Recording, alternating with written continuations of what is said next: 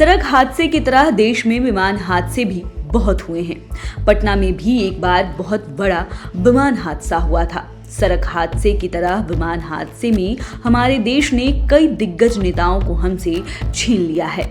इनमें 2 मुख्यमंत्री और 1 केंद्रीय मंत्री भी शामिल रहे, यानी दुर्घटना के समय वे अपने पद पर बने हुए थे। ऐसे में आज हम आपको देश के उन 5 दिग्गज नेताओं के बारे में बताएंगे जिन्होंने विमान हादसे में अपनी जान गंवा दी।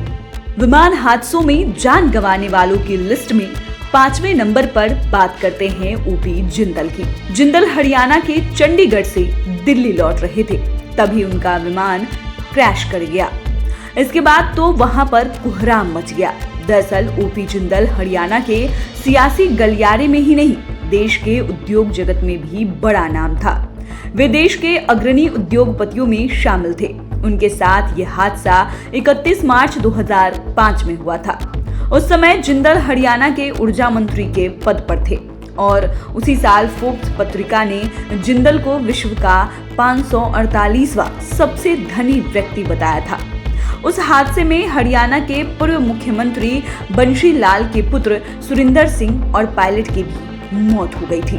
बता दें कि हिसार के रहने वाले ओपी जिंदल 22 साल की उम्र में ही ओम प्रकाश जिंदल ने बिजनेस करना शुरू कर दिया था। सबसे पहले उन्होंने अपने गृह जिले हिसार में बाल्टी बनाने की कंपनी खोली थी। इसके बाद 1964 में उन्होंने हिसार में ही एक पाइप यूनिट भी शुरू की थी। 2 यूनिट खोलने के बाद जिंदल ने अपनी कंपनी को जिंदल इंडिया लिमिटेड के नाम से रजिस्टर्ड करवाया था।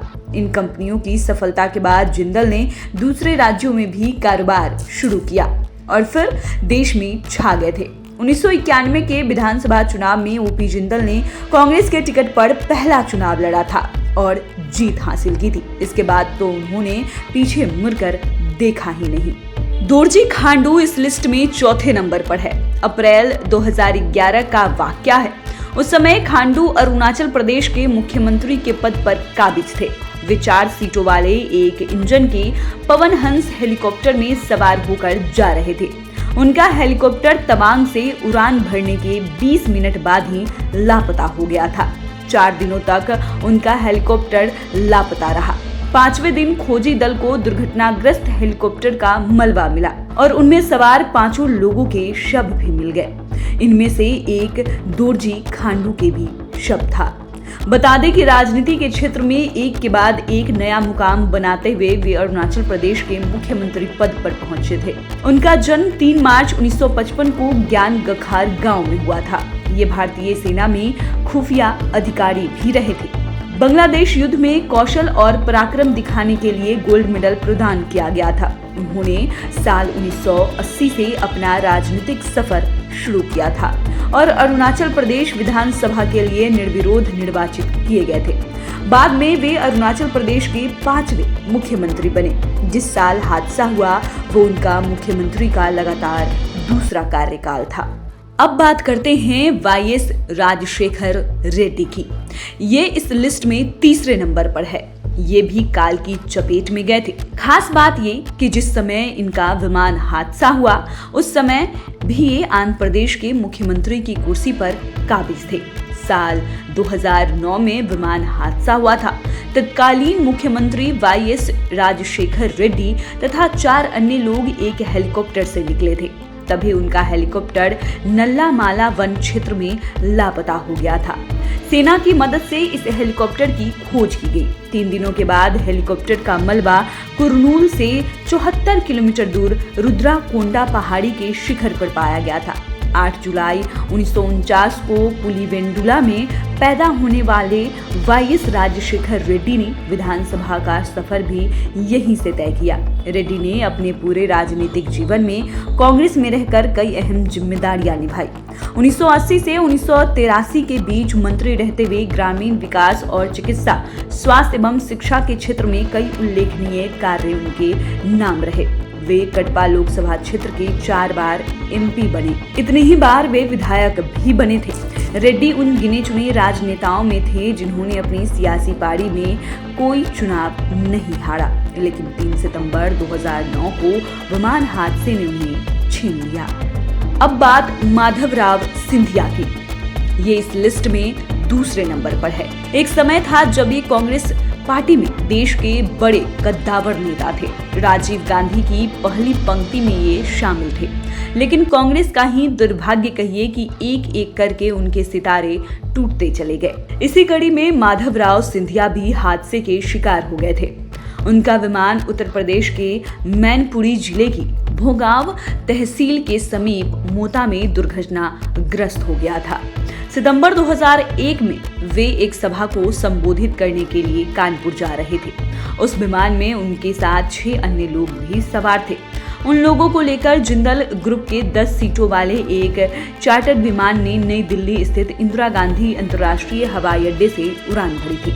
आगरा से 85 किलोमीटर दूर ये विमान दुर्घटनाग्रस्त हो गया और इसमें सवार सभी लोग मारे गए थे। बता दें कि माधवराव सिंधिया को कांग्रेस के अग्रणी नेताओं में शुमार किया जाता था। उनकी गिनती उन नेताओं में की जाती थी जो युवा थे और लोगों के बीच काफी लोकप्रिय थे। तेज तर्रार नेताओं में शुमार रहे माधवराव सिंधिया ने जीवन में कई उतार चढ़ाव देखे थे। उनके जीवन में ऐसा दौर भी आया जब उनके लिए मध्य प्रदेश जाने के लिए एक चार्टर विमान स्टैंड बाय पोजीशन पर खड़ा रहता था, क्योंकि उन्हें लगता था कि वो मध्य प्रदेश के मुख्यमंत्री बनेंगे। लेकिन किस्मत को मंजूर नहीं था। माधवराव सिंधिया की 2 बार ताजपोशी होते होते रह गई थी। आगे मौका मिलता, लेकिन इसके पहले ही विमान हादसे में वे गुजर गए।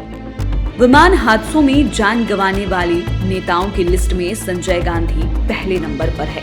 संजय गांधी की मौत ने कांग्रेस को पूरी तरह से तोड़ दिया था। उनकी मौत के बाद से कांग्रेस ठीक से उबर नहीं पाई। कहा जाता है कि इंदिरा गांधी भी अपने छोटे बेटे संजय की मौत से टूट गई थी। हालांकि वे इसे राजनीतिक जीवन में शो नहीं होने दी थी। संजय गांधी की भी विमान हादसे में मौत हो गई थी। दरअसल संजय गांधी की जान उनके शौक ने ही ले ली। वे जब इंग्लैंड में पढ़ाई कर रहे थे तब उन्होंने विमान उड़ाने की ट्रेनिंग ली थी। भारत आए तो उनकी मां इंदिरा गांधी प्रधानमंत्री थी। संजय को हल्का विमान उड़ाने का लाइसेंस भी मिल गया। उन्हें जब भी वक्त मिलता तब वे दिल्ली फ्लाइंग क्लब पहुंच जाते और हल्के विमान उड़ाते। 1977 में जब इमरजेंसी खत्म हुई और जनता दल की सरकार बनी तो संजय गांधी के लाइसेंस को छीन लिया गया। लेकिन 1980 में इंदिरा गांधी की दोबारा सरकार बनी तो संजय गांधी के लाइसेंस को वापस कर दिया गया। उन्हें पिट्स S-2A विमान पहले से ही पसंद था। सरकार बनी तो उसे विदेश से मंगवाने के बारे में बात शुरू हो गई।